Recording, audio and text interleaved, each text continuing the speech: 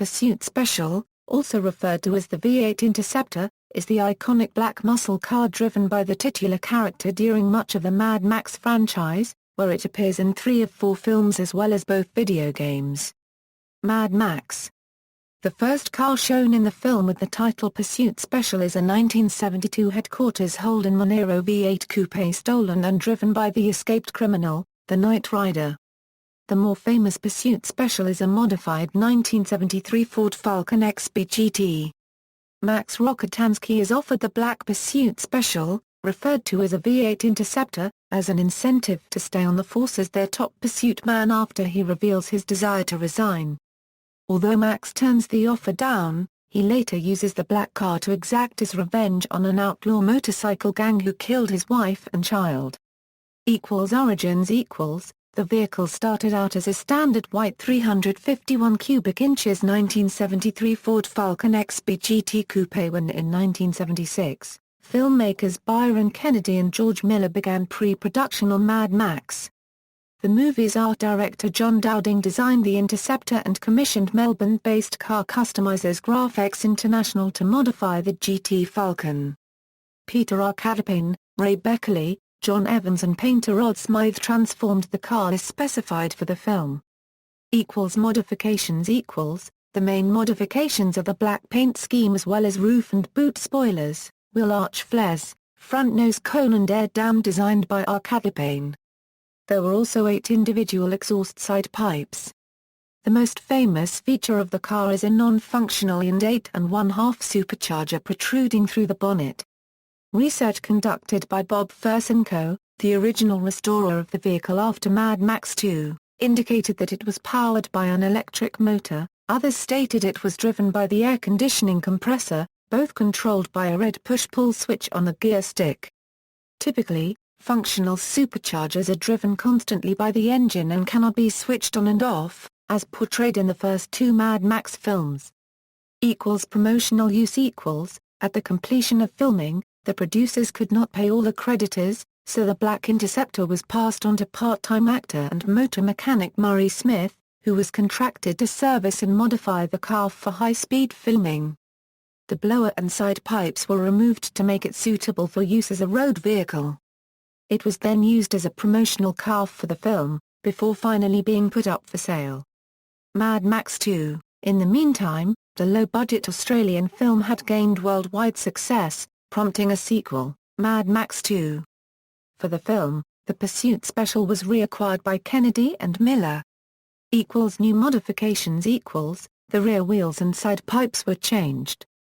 For the second film the original Ian blower, which was removed and subsequently lost, was replaced.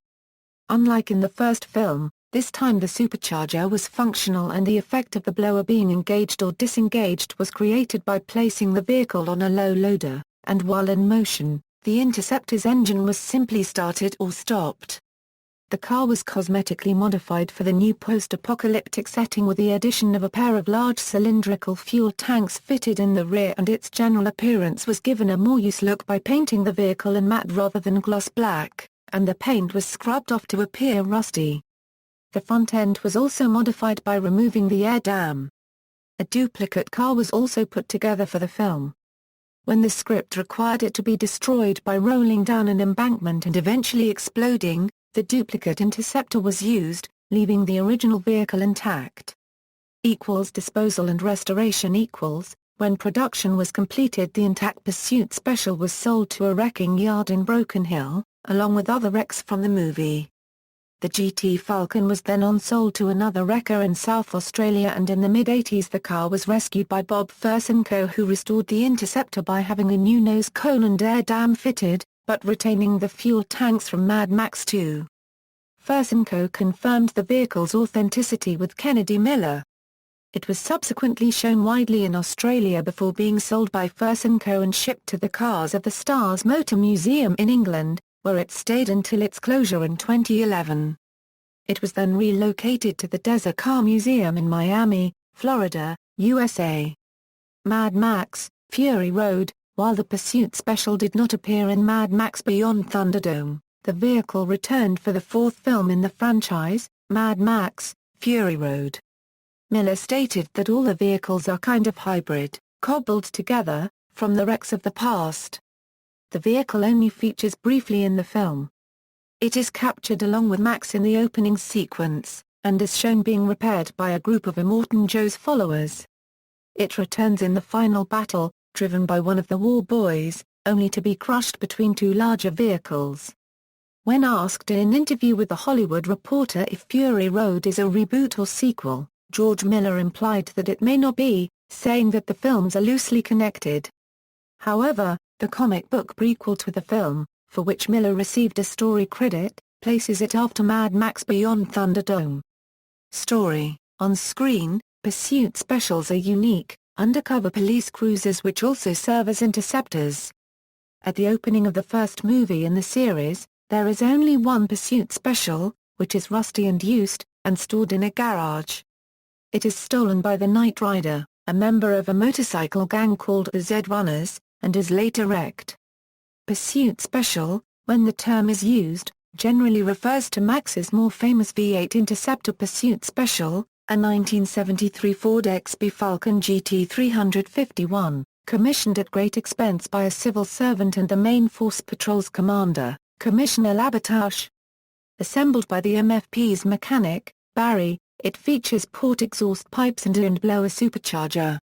When Max's family is murdered by the gang, he steals the pursuit special from the MFP garage and goes on a vengeful rampage.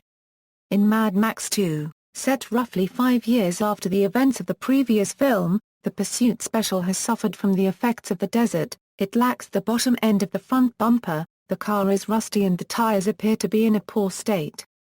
The car itself has been modified, presumably by Max. The rear window and the boot lid have been removed to make room for 2 huge fuel tanks of petrol. These would have significantly improved the vehicle's endurance.